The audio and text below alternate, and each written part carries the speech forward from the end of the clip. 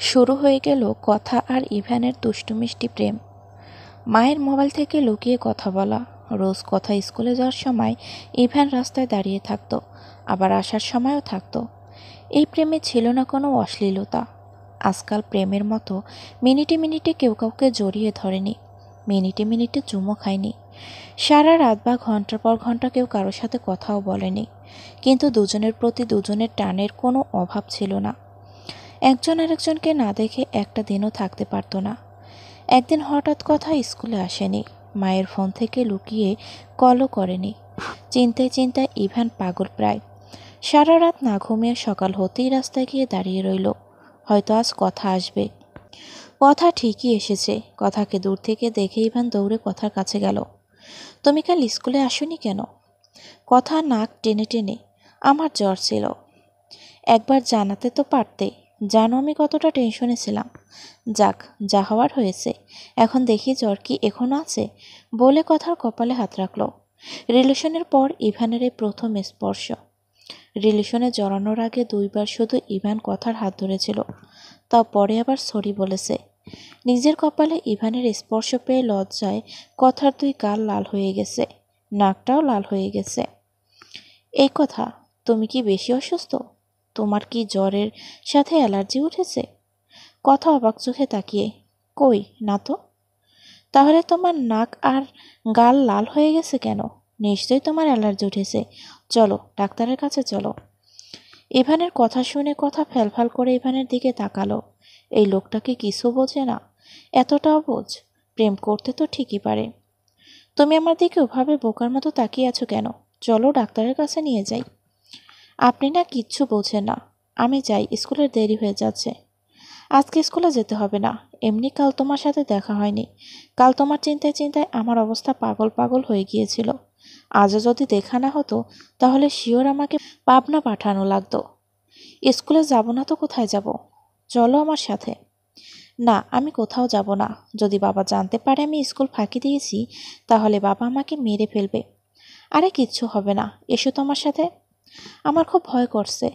ভয় পেও না, আমি আছি তো। ইভান কথাকে নিয়ে একটা বড় পুরনো বটগাছের নিচে নিয়ে গেল। আশেপাশে কেউ নেই, কেমন নিস্তব্ধ। আমরা কোথায় এসেছি? আমার কেমন যেন ভয় ভয় লাগছে। ভয় পেও না, এখানে বসো। বটগাছের নিচে ঘাস দেখিয়ে ইভান কথাকে নিয়ে বটগাছের নিচে বসে পড়ল। দুইজন পাশাপাশি বসলেও দুজনের মাঝখানে বেশ কিছু দূরত্ব রয়েছে। কথা, হ্যাঁ, আমি তোমাকে ভালোবাসি। হঠাৎ ইভানের মুখে ভালোবাসি শুনে কথার মনটা প্রশান্তিতে ভরে গেল। এতক্ষণ যে ভয় লাগাটা কাজ করছিল, সবটা যেন ওই একটা কথায় ভালোবাসিতেই উধাও। হঠাৎ করেই কথার এই নিস্তব্ধতা, ইভানের সঙ্গ, পুরনো বটগাছটা ভালো লাগতে শুরু করেছে। কথা চুপ করে সবটা অনুভব করছে। উত্তর দিলে না যে? কথা লজ্জায় মাথা নুয়ে, আমিও আপনাকে ভালোবাসি। ভালোবাসো ঠিক আছে, কিন্তু আপনি কি তুমি করে বলো? এই যে আমি তোমাকে সবসময় তুমি তুমি করে বলি। আমি পারবো না, আমার লজ্জা করে। আচ্ছা, আমি তোমাকে জোর করব না, আস্তে আস্তে লজ্জা সরিয়ে তুমি করে বলো। আমি তোমার তুমির অপেক্ষায় থাকবো। ইভান এতক্ষণ কথা বলছে আর 2 থেকে 3টা দুর্বা ঘাস তুলে কি যেন করছিল। কথা বিষয়টা লক্ষ্য করে। কি করছেন ঘাস দিয়ে? অপেক্ষা করো, একটু পর দেখতে পাবে। একটু পর? একটু দাঁড়াও। কেন? দাঁড়াও না।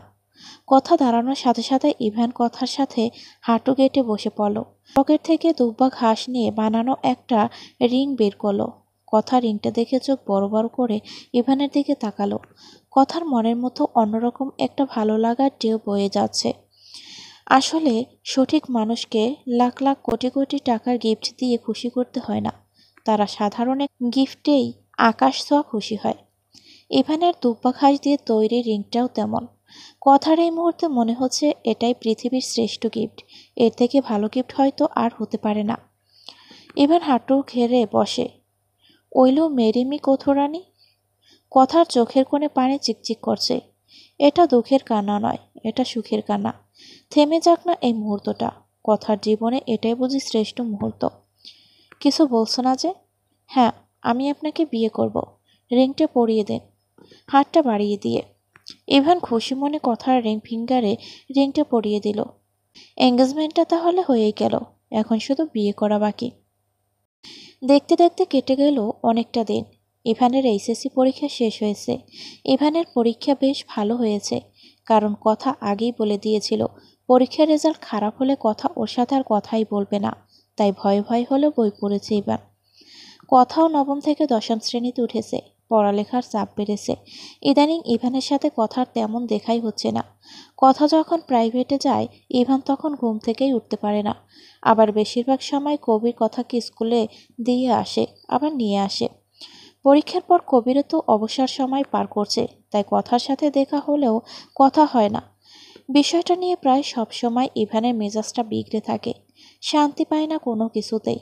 তাই আজ ফোনে যখন কিছুক্ষণের জন্য কথা হয়েছিল, তখনই বলে রেখেছে আজ যেন কথার সাথে কবির কিছুতেই না আসে। কথা অনেক চেষ্টার পর কবিরকে রেখে আসতে সক্ষম হয়েছে। কথা রাস্তায় আসতেই, চলো আমার সাথে। কোথায়? এত প্রশ্ন করো না তো, এমনি মাথা গরম আছে। কতদিন তোমার সাথে একটু ভালোভাবে কথা বলতে পারি না বলো তো? তুমি কি ছোট যে তোমাকে কেউ চুরি করে নিয়ে যাবে? এতদিন তো একা একাই স্কুলে গিয়েছো, আবার এসেছো, তাহলে এখন কেন প্রতিদিন ওই কবিরের তোমাকে স্কুলে দিয়ে আসতে আবার নিয়ে আসতে হবে? চুরি হওয়ার ভয় আছে তো? একজন রোজ দাঁড়িয়ে থাকে আমাকে চুরি করে নিয়ে যাওয়ার জন্য। ইভান অবাক হয়, কি? কার এত বড় সাহস আমার কথাকে চুরি করে নিয়ে যেতে চায়? একবার শুধু নামটা বলো, এখনই গিয়ে হাত পা ভেঙে দেব। পারবেন না। কেন পারবো না? একবার শুধু নামটা বলো। সেই ব্যক্তির নাম মাসুদ আল ইভান। কি পারবেন তার হাত পা ভাঙতে? ইভান ঠোঁট কামড়ে একটা হাসি দিয়ে, ইদানিং তুমি অনেক দুষ্ট হয়ে গেছো কোথু। দুষ্টুর সাথে থাকলে তো দুষ্টুই হব। কথা আর ইভান কথা বলতে বলতেই হাসছিল। হঠাৎ ওদের দুজনকে চোখে পড়ে মিজানের, ইভানের বাবা ইলিয়াস চৌধুরীর ডান হাত। ইভান আর কথাকে একসঙ্গে দেখে সে ওদের পিছু নেয়। ইভান কথাকে নিয়ে আবার সে পুরনো বট গাছটার কাছেই আসে। অনেকদিন পর আসলাম, কিন্তু গাছটা আগের মতোই আছে, যেমন তুমি আগের মতোই আছো। কোথায়? আমি তো আগের থেকে অনেক পরিবর্তন হয়েছি। এই যে দেখুন, আগের থেকে একটু লম্বা হয়েছি, মোটা হয়েছি, নবম শ্রেণী থেকে দশম শ্রেণীতে উঠেছি। কিন্তু আমাকে তো সেই আগের মতোই আপনি করেই বলো। ইভানের কথা শুনে কথা লজ্জায় মাথা নুয়ে হাত কচলাচ্ছে। তুমি করে বলতেই হবে? বলতে তো হবেই, কিন্তু আস্তে আস্তে বললেও হবে। এখনই বলতে হবে এমন জোর আমি তোমাকে করছি না। তুমি এত ভালো কেন? কি বললে? তুমি আমাকে তুমি করে বলছো? আবার বলো। তুমি কিন্তু আমাকে লজ্জায় ফেলছো। এই প্রথম নিজের প্রেয়সীর মুখ থেকে তুমি শুনছে ইভান। তার খুশি আর দেখে কে। এক লাফে ইভান দাঁড়িয়ে কথাকেও হাত ধরে টেনে দাঁড় করালো। কি করছোটা কি? পাগল হয়ে গেলে? আমাকে একবার জড়িয়ে ধরবে? ইভানের সোজাসাপটা আবদার, যদিও রিলেশনের এতদিনে এই প্রথম ইভান এমন কথা আবদার করেছে কথার কাছে। কথা কি করবে ভেবে পাচ্ছে না। লজ্জা লাগছে ওর খুব। লজ্জায় গাল লাল হয়ে গেছে কথার। ইভান কথার অবস্থাটা বুঝতে পেরে, থাক, তোমার সমস্যা হলে দরকার নেই, আমি কিছু মনে করিনি। কথা কোথা থেকে এত সাহস পেল কে জানে। হঠাৎ করে ইভানকে জড়িয়ে ধরল। ইভানও হতবম্ব। প্রথমে বুঝতেই পারেনি এটা কি হলো। তারপর যখন বুঝে, সেও পরম আবেশে কথাকে নিজের সাথে জড়িয়ে নিল। ইভানের মনের মতো যেন প্রশান্তির হাওয়া বয়ে যাচ্ছে। এই প্রথম তার প্রেয়সী তাকে জড়িয়ে ধরেছে। এদিকে কথা আর ইভানকে এই অবস্থায় দেখে আর দেরি না করে পকেট থেকে মোবাইল বের করে টুকুস করে কয়েকটা ছবি তুলে নিল মিজান। বাড়ি ফিরেছে ইভান। ড্রয়িং রুমে বসে আছে ইলিয়াস চৌধুরী, পারভিন বেগম, সাথে মিজানও আছে। দেখেই মনে হচ্ছে গুরুতর কিছু একটা হয়েছে। তাতে ইভানের কি? এমন প্রায় সময় দেখে আসছে ইভান। সামনে ইলেকশন, তাই ইলিয়াস চৌধুরী প্রায় সব সময় সিরিয়াসলি মুডেই থাকে। ইভান আর কথা না বাড়িয়ে নিজের রুমের দিকে পা বাড়ালো। ইলিয়াস চৌধুরী, কোথায় গিয়েছিলে ইভান? বাবার কথা শুনে ইভান থমকে দাঁড়ালো। এই তো একটু বাইরে গিয়েছিলাম। শুনলাম আজকাল নাকি প্রেম করছো। ইলিয়াস চৌধুরীর এবারের কথা শুনে ইভানের হার্ট অ্যাটাকের উপক্রম। ইভান এমনিতে যতটা দুষ্টই হোক না কেন, আর 5টা ছেলে মেয়েদের মতো সেও বাবাকে খুব ভয় পায়। বাবা এই বিষয়ে জানলো কিভাবে? গলা শুকিয়ে আসছে ইভানের।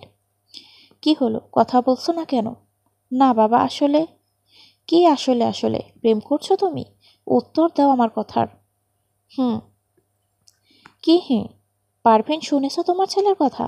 তোমার ছেলে বড় হয়ে গেছে, সে এখন প্রেম করছে। আর কার সাথে প্রেম করছে? এ সামান্য ব্যাংক কর্মকর্তার মেয়ের সাথে।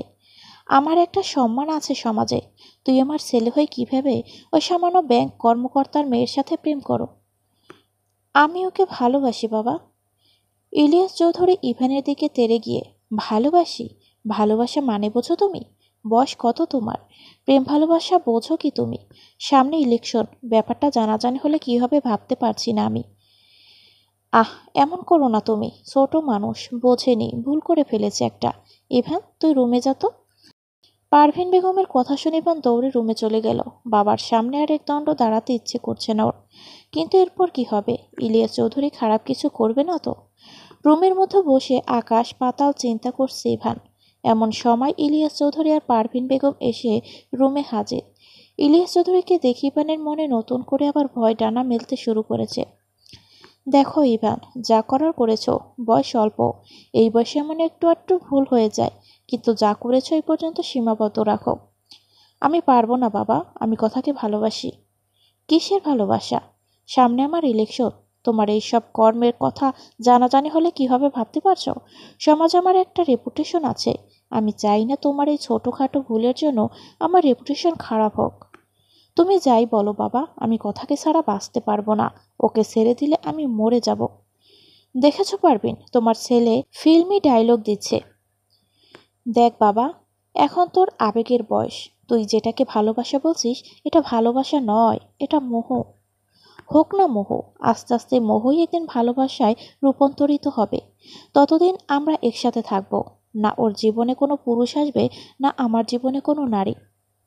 বাহ, বেশ বড় বড় কথা বলতে শিখেছো। ওইসব কে শিখিয়েছে? ওই মিডল ক্লাস মেয়েটা? দেখো বাবা, আমার কথাকে নিয়ে একটা বাজে কথা বলবে না। আমাকে নিয়ে যা বলার বলো, কথাকে নিয়ে কিছু বললে আমি কিন্তু সহ্য করব না। ইলিয়াস চৌধুরী ঠাস করে ইভানের গালে একটা থাপ্পড় বসিয়ে দিল। ইভান এক গালে হাত দিয়ে দাঁড়িয়ে আছে। আমার মুখে মুখে তর্ক করতে শিখেছো? আমি তোমাকে পড়াশোনা করাচ্ছি বেয়াদব বানাতে? আহ, কি করছেন? আমি ওর সাথে কথা বলবো, ছেলেটা বড় হয়েছে, ওর গায়ে এভাবে হাত তোলা ঠিক না, বলে ইলিয়াস চৌধুরীকে হাত ধরে টেনে নিয়ে গেল। ইভান কখনো বাবার মুখে মুখে তর্ক করেনি, এমনকি বাবার চোখের দিকে তাকিয়েও কখনো কথা বলেনি। এই প্রথম বাবার মুখের উপর কথা বলে ভিতরে ভিতরে কেমন যেন অপরাধবোধ কাজ করছে, শান্তি পাচ্ছে না কিছু। না, বাবার কাছে মাপ চাইতে হবে, না হয় আমি শান্তি পাবো না। আর কথার বিষয়টাও বাবাকে বুঝিয়ে বলতে হবে, বাবাকে বুঝিয়ে বলে বাবা অবশ্যই আমাকে বুঝবে। এইসব ভেবে ইলিয়াস চৌধুরীর রুমের দিকে পা বাড়ালো ইভান। রুমের সামনে যেতেই ভেতর থেকে ইলিয়াস চৌধুরী আর পারভিন বেগমের কথোপকথন শুনে থমকে দাঁড়ালো ইভান। ইভানকে যত তাড়াতাড়ি বিদেশে পাঠিয়ে দেব, সামনে আমার ইলেকশন, ওকে নিয়ে আমি কোনো রিস্ক নিতে চাই না। কি বলছেন এসব? আমার একটা মাত্র ছেলে, তাছাড়া বিদেশে পাঠালে যদি হিতে বিপরীত হয়, ছেলেটা এমনি বড় নরম স্বভাবের। আমি তোমার কাছে কিছু জানতে চাইনি, এই বাড়িতে আমার সিদ্ধান্তই বড় সিদ্ধান্ত। কিছুদিনের মধ্যে ওকে বিদেশে পাঠিয়ে দেব। আর এই বয়সটা মোহের, বিদেশে গেলে ওই মেয়েটাকেও ভুলে যাবে। তবে এই কথা যেন কোনোভাবে ইভানের কানে না যায়, তাহলে আমার থেকে খারাপ আর কেউ হবে না। ইলিয়াস চৌধুরীর কথা শুনে ইভানের মাথায় যেন আকাশ ভেঙে পড়ল। ওকে বিদেশে পাঠিয়ে দিবে, তাহলে কথার কি হবে? ওকে কথার কাছ থেকে আলাদা করে দিবে ওর বাবা, কিন্তু ও তো কথাকে ছাড়া থাকতেই পারবে না। না না, ও কিছুতেই বিদেশে যাবে না, তাহলে ওর কথা ওর কাছ থেকে হারিয়ে যাবে। ইভান যে কাজের জন্য এসেছিল সে কাজ অপূর্ণই রইল। দৌড়ে নিজের রুমে গিয়ে রাজীবের কাছে কল করলো। পরের দিন সকাল সকালে ইভান বেরিয়ে পড়ল। রাজীবকে দিয়ে কথার আর ইভানের জন্য নিবন্ধনের বয়স বাড়িয়েছে। ইভানের বাবা একজন নামকরা রাজনীতিবিদ হওয়ায় ইভানের এই কাজটা সহজে হয়ে গেছে।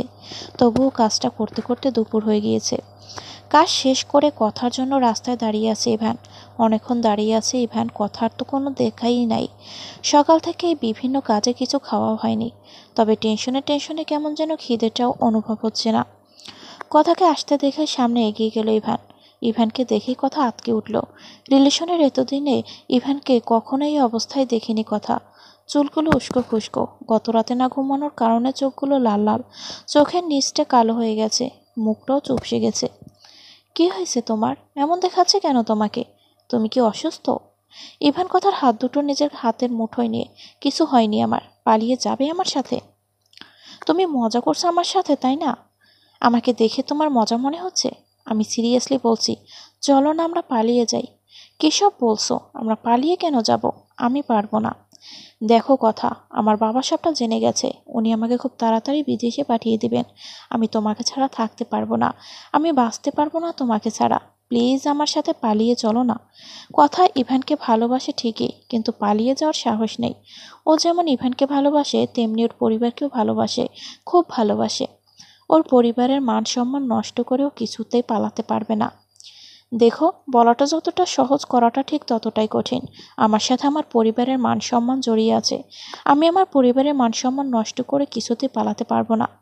আমার সাথেও তো আমার পরিবারের মান সম্মান জড়িয়ে আছে। তবুও তোমাকে পাওয়ার জন্য আমি পালাতে পারলে তুমি কেন পারবে না?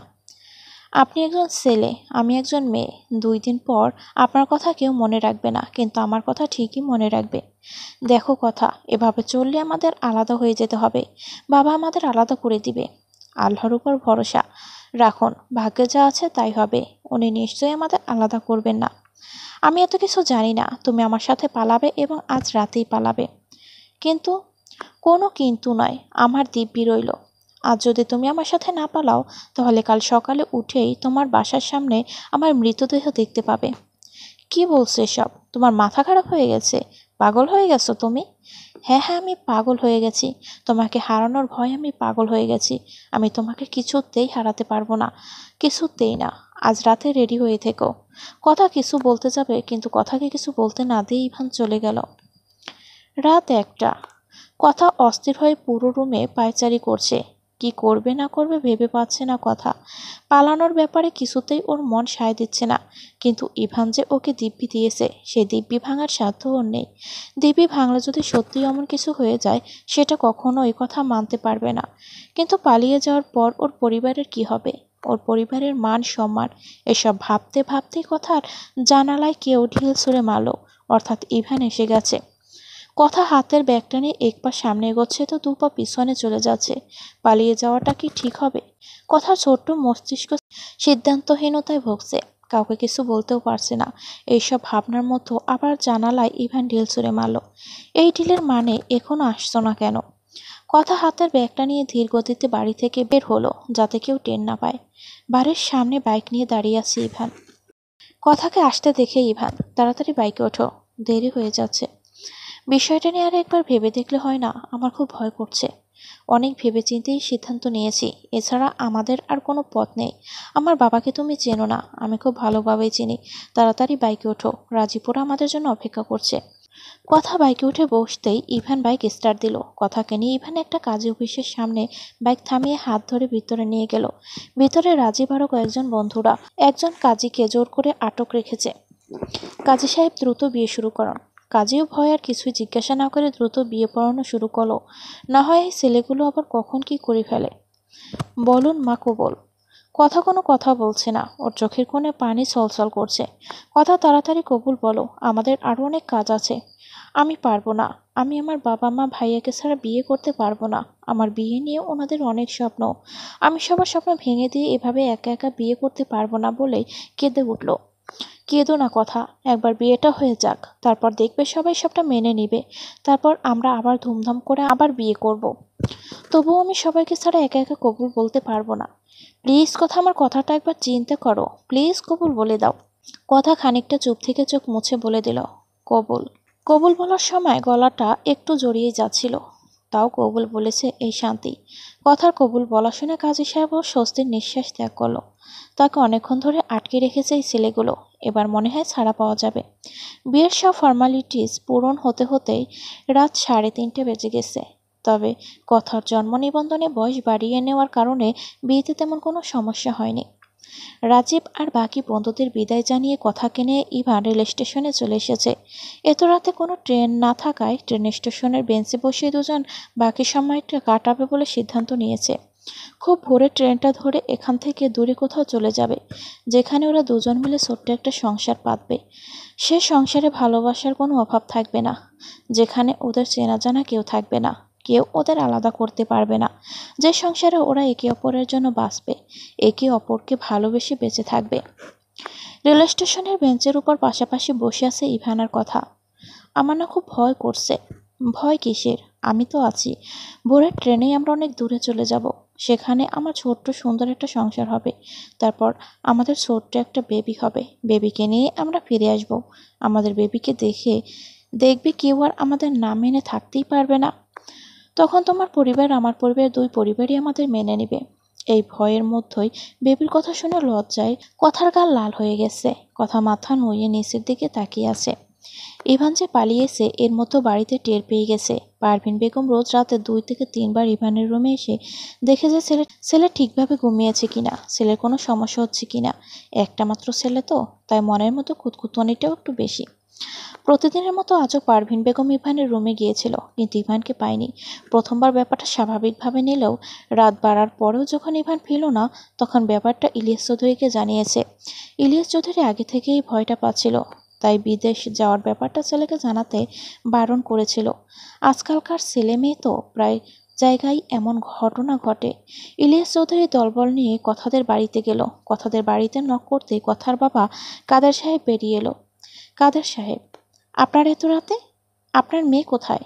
আমার মেয়ে তো ওর রুমে ঘুমোচ্ছে। আপনি দেখেছেন যে আপনার মেয়ে রুমে ঘুমোচ্ছে? আশ্চর্য, আমার মেয়ে তো রাতে কোথায় যাবে? তার রুমেই ঘুমাবে। এর মতো কবির হন্তদন্ত হয়ে দৌড়ে এসে, আব্বু কথা রুমে নেই। কি? কোথায় গেল কথা? এখন একদম নাটক করবেন না। নিজের মেয়েকে আমার ছেলের পিছনে লেলিয়ে দিয়ে এখন নাটক করছেন? কী সব বলছেন? আমার মেয়েকে আপনার ছেলের পিছনে লেলিয়ে দিয়েছি? আমার ছেলে আর আপনার মেয়ে পালিয়েছে। এখন বলবেন না যে আপনি এটাও জানেন না। কথার পালানোর কথা শুনে কাদের সাহেব ধপ করে বসে পড়ল। কথা পালিয়েছে, এই কথা যেন কিছুতে বিশ্বাস করতে পারছে না কাদের সাহেব।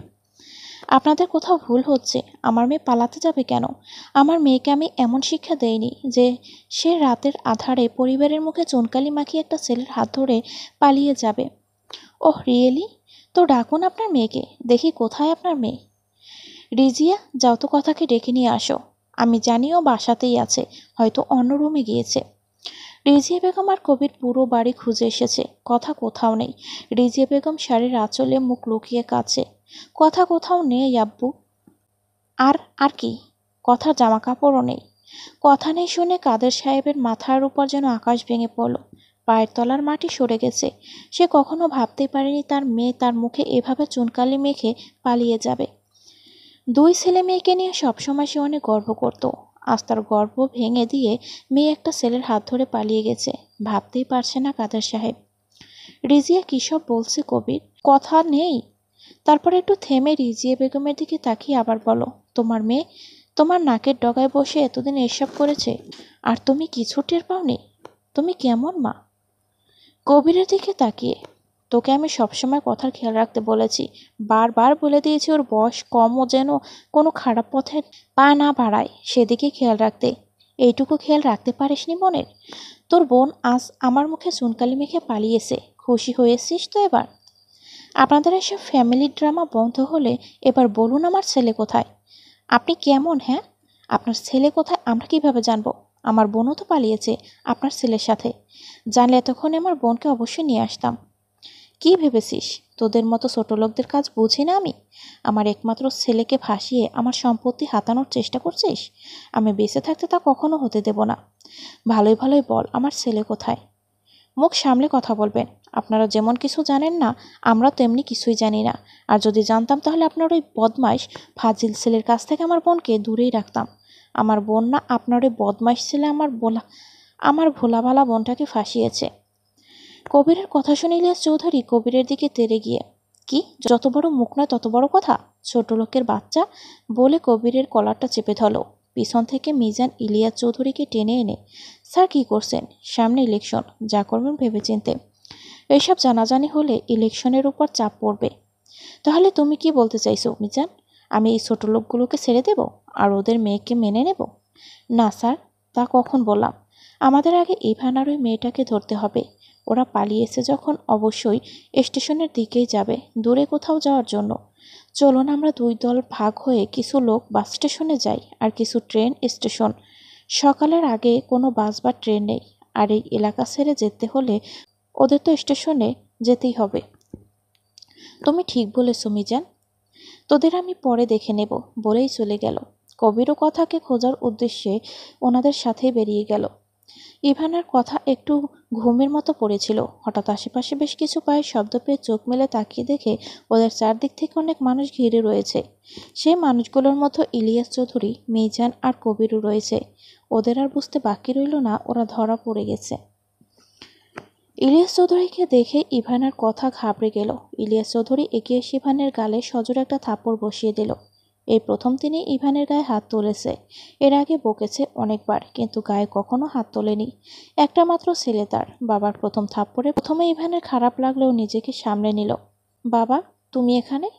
আশা করনি বুঝি?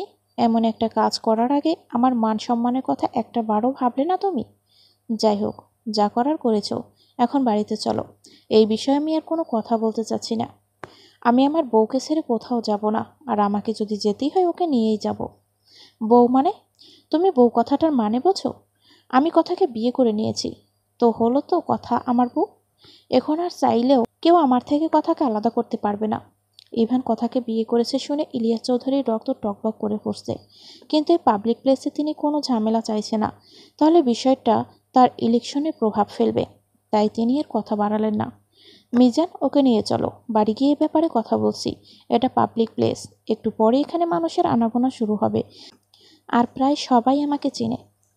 ইলিয়াস চৌধুরীর নির্দেশ পেয়ে আরও কয়েকজন নিয়ে ইভানকে ধরে বেঁধে নিয়ে গেল। না, আমি কোথাও যাব না, কথাকে রেখে আমি কোথাও যাব না।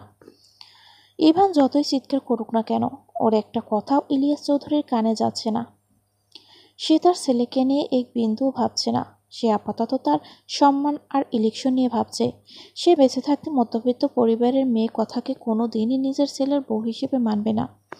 এক পর্যায়ে ধস্তাধস্তি করে হলেও ইলিয়াস চৌধুরী ইভানকে নিয়ে চলেই গেল। আর এই সব কিছুর নীরব দর্শকের মতো দাঁড়িয়ে দাঁড়িয়ে দেখছে কথা। ওর খুব ভয় লাগছে, ভয় থরথর করে কাঁপছে। বয়সটা ওর অল্প, সবে 15 বছর। তার মতো এত কিছু ওর ছোট্ট মস্তিষ্ক মেনে নিতে পারছে না। পালানোর সময় অনেক ভেবেছে, কিন্তু এভাবে ধরা পড়ে যাবে এই কথা একটা বারের জন্য ভাবেনি। কিন্তু এই হাজারো ভয়ের মধ্যে একটা বড় ভয় ওকে ঘিরে ধরেছে। সেটা হলো ইভানকে হারিয়ে ফেলার ভয়। ইভান এতদিন ওর প্রেমিক ছিল, এখন ওর স্বামী। ওর স্বামীকে এত সহজে হারিয়ে ফেলবে, খুব ভয় করছে ওর। সদ্য বিয়ে হওয়া কথা তার স্বামীকে এভাবে হারিয়ে ফেলল। সবাই চলে যাওয়ার পর কবির কথার কাছে যেতেই কথা কবিরকে জড়িয়ে ধরে হাউমাউ করে কেঁদে উঠল। কবিরের এতক্ষণ কথার উপর ভীষণ রাগ ছিল, কিন্তু কথাকে ভাবে কাঁদতে দেখে সেই রাগটা নিমিষেই উধাও হয়ে গেল। কি করবে? ও যে ওর বোনকে বড্ড ভালোবাসে। বোনের চোখের পানি একদম সহ্য করতে পারে না। ছোটবেলা থেকে কথা কোনো অন্যায় করলেও সেই অন্যায়ের দায় সবসময় নিজের কাঁধে নিয়ে কথাকে বাঁচিয়ে দিয়েছে, যাতে কেউ ওকে বকতে না পারে। কবির কথাকে নিয়ে বাড়ি চলে গেল। কথা দরজা দিয়ে ভেতরে ঢুকতেই কাদের সাহেব তেড়ে আসলো কথার দিকে। কবির গিয়ে কথার সামনে দাঁড়িয়ে কথাকে নিজের পিছনে আড়াল করে ফেলল। আর কত আড়াল করবি ওকে? তারপর কথাকে উদ্দেশ্য করে, তোকে আমি শিখিয়ে দিয়েছিলাম রাতের অন্ধকারে একটা ছেলের হাত ধরে পালিয়ে যেতে। এভাবে চলে যাওয়ার আগে তোর আমার কথা, তোর মায়ের কথা একটা বারের জন্য মনে পড়লো না? তুই কিভাবে পালি আমাদের মুখে চুনকালি মাখতে? আমি কিভাবে এই সমাজে মুখ দেখাবো? সবচেয়ে বড় কথা, তুই নিজে কিভাবে এই সমাজে মুখ দেখাবি? মারে, এই সমাজে বড্ড খারাপ, কিন্তু তুই বুঝলি না বলে কান্নায় ভেঙে পড়ল। বাবার কান্না দেখে কথার ভিতরটা দুমড়ে মুচড়ে যাচ্ছে। জন্মের পর থেকে কথা এই প্রথম বাবার কান্না দেখল। পুরুষরা নাকি কাঁদে না, এই যে ওর বাবা কাঁদছে, তা ওর করা ভুলের জন্য। কথা কিছুতেই ওর বাবার কান্না মেনে নিতে পারছে না। ওরও খুব কষ্ট হচ্ছে। কথা দৌড়ে গিয়ে ওর বাবার পায়ের কাছে বসে পা জড়িয়ে ধরে হাউমাউ করে কেঁদে উঠল। বাবা, আমি ভুল করেছি, আমাকে মারো, শাস্তি দাও, তবু তুমি এভাবে কেঁদো না বাবা, প্লিজ বাবা। কাদের সাহেব কথার মাথায় হাত রাখলো। যা মা, ঘরে যা, আমাকে একটু একা থাকতে দে, আমি একটু একা থাকতে চাই। রিজিয়া বেগম কথাকে নিয়ে রুমে চলে গেল। কথার পালানোর ব্যাপারটা ইতিমধ্যে ছড়িয়ে পড়েছে। কথায় আছে না, খারাপ সংবাদ বাতাসের আগে পৌঁছায়। সকাল হতে না হতে বাড়ির আশেপাশের মহিলারা কথাদের বাড়িতে ভিড় জমাতে লাগলো। পাড়া প্রতিবেশীদের মতো কথাকে নিয়ে কানাকানি শুরু হয়ে গেছে। এক রাত পর বাড়ি ফিরেছে বিধায় কেউ কেউ কথাকে নষ্ট অপবাদ দিল, কেউ কেউ রাস্তার মেয়ে উপাধি দিল। কেটে গেল কয়েকটি দিন, কিন্তু এই দিনগুলোর মধ্যে ইভান একবারও কথার খোঁজ নেয়নি। একবারও জানতে চায়নি কথা কেমন আছে, কি অবস্থায় আছে। প্রথম প্রথম কথা বাড়ির বাইরে না বের হলেও এখন কাদের সাহেব বলে দিয়েছে, যা করার করেছো, আমার মানসম্মান তো নষ্ট করে দিয়েছো, এখন কি নিজের লেখাপড়াও বাদ দিতে চাও? তাই কথা সিদ্ধান্ত নিয়েছে আজ থেকে আবার স্কুলে যাবে। স্কুলে যাওয়াটা আগের মতো শুরু করেছে, কিন্তু ওর জীবনটা আর আগের মতো নেই। ক্লাসের কেউ ওর সাথে তেমন কথা বলে না, সবাই ওকে এড়িয়ে চলে। ওর সব থেকে কাছের বান্ধবীও বলে দিয়েছে ও খারাপ মেয়ে, তাই তার পরিবার ওর থেকে দূরে থাকতে বলেছে। রাস্তা দিয়ে যখন যাওয়া আসা করে তখন রাস্তার লোকজন কেমন অদ্ভুতভাবে ওর দিকে তাকিয়ে থাকে।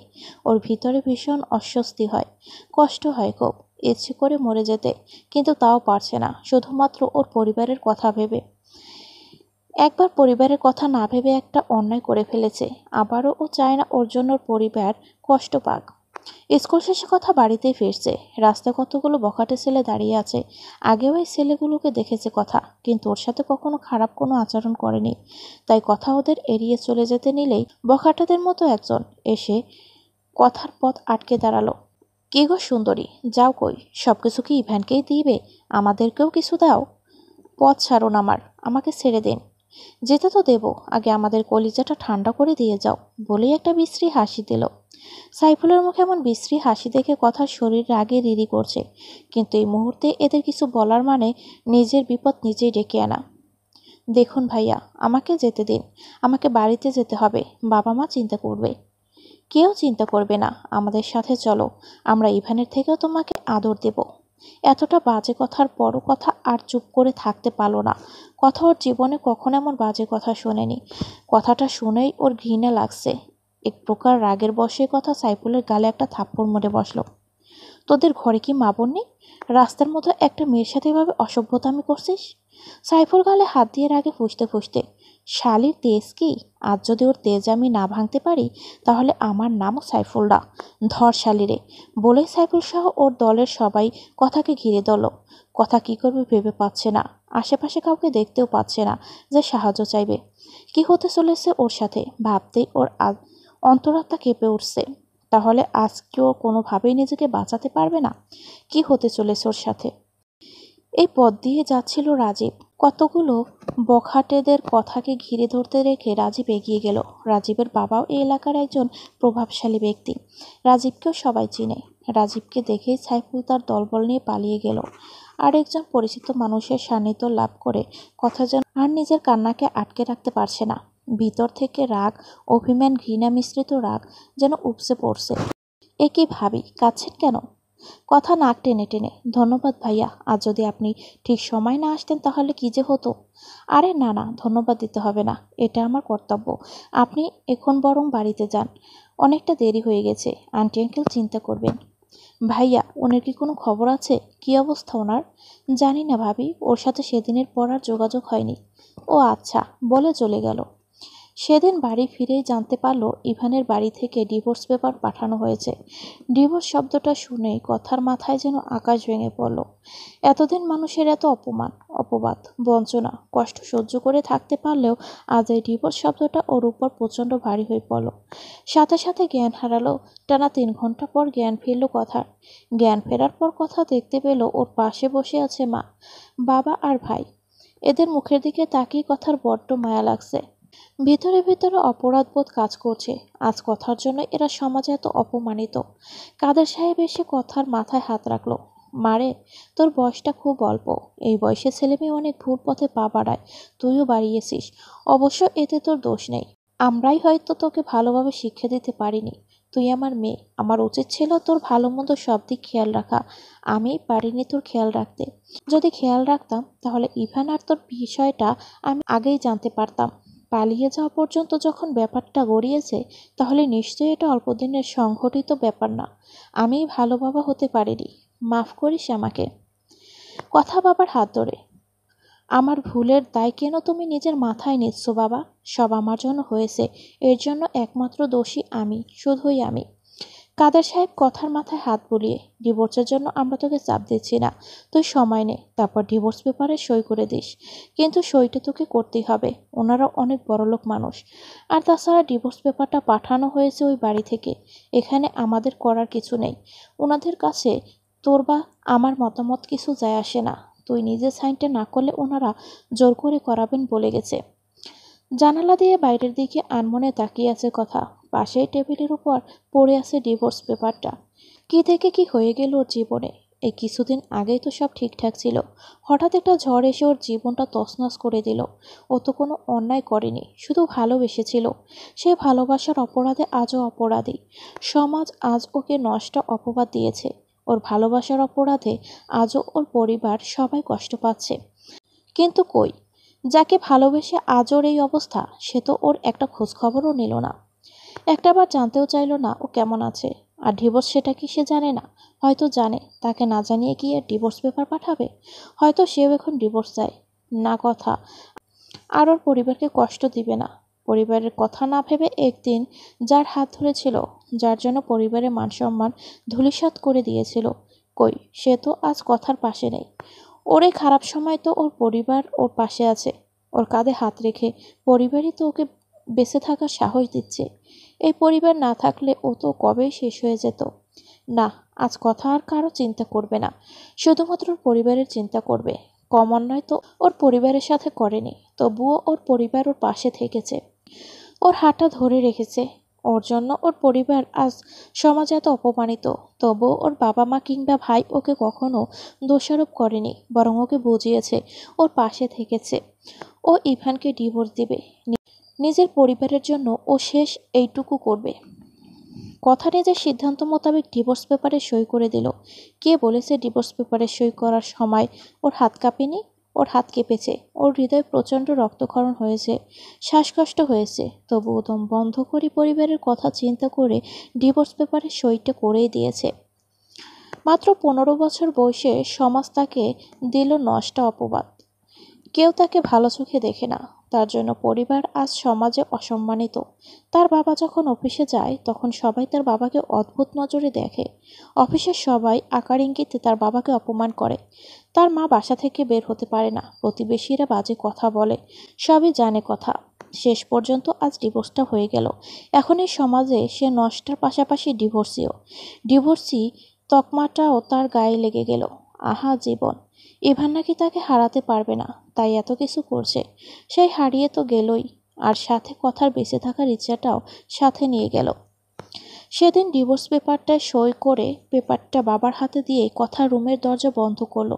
অনেক ডাকাডাকির পরও কেউ তাকে দরজা খোলাতে পারেনি। প্রথমে বিষয়টা সবাই স্বাভাবিকভাবে নিয়েছিল, ভেবেছিল হয়তো মন খারাপ তাই ওর একটু সময় প্রয়োজন। কিন্তু বিষয়টা স্বাভাবিকভাবে নিতে পারেনি কবির। ওর প্রচণ্ড চিন্তা হচ্ছিল বোনের জন্য। তাই ঘন্টা দুয়েক পর যখন কথাকে দরজা খুলতে দেখলো না, ও কথার রুমে পিছনের জানালা গিয়ে অনেক কষ্টে খুলল। বাড়িটা একতলা হওয়ায় জানালার কাছে সহজে পৌঁছাতে পেরেছে কবির। জানালা থেকে ভিতরে খাটের উপর চোখ পড়তে আটকে উঠল কবির। ভিতরে খাটের উপর কথার নিথর দেহটা পড়ে আছে, হাত গড়িয়ে রক্ত পড়ছে, জ্ঞান নেই কথার। বোনের এই অবস্থা দেখে চিৎকার করে উঠল কবির। বোনকে হারানোর ভয় জেঁকে ধরেছিল। দৌড়ে গিয়ে দরজা ভেঙে বোনকে কোলে নিয়ে দৌড়ে যায় হাসপাতালের দিকে। কাদের সাহেবও খবর শুনে আসে। এ যাত্রায় বেঁচে যায় কথা। হাতের মেন রগটা কাটেনি বলে বেঁচে গেছে। কিন্তু হাসপাতালে বসেই কাদের সাহেব একটা কঠিন সিদ্ধান্ত নেই, এই শহর ছেড়ে চলে যাওয়ার সিদ্ধান্ত। এই শহরে আর তিনি তার মেয়েকে নিয়ে থাকবেন না। এই শহরে থাকলে কথা হয়তো সমাজের চাপে আবার এমন সিদ্ধান্ত নেবে। সে কিছুতেই তার মেয়েকে হারাতে পারবে না। সন্তান হাজার অন্যায় করলেও তার বাবা কখনোই চায় না তার সন্তানের কিছু হোক, তার সন্তানের পৃথিবী থেকে চলে যাক।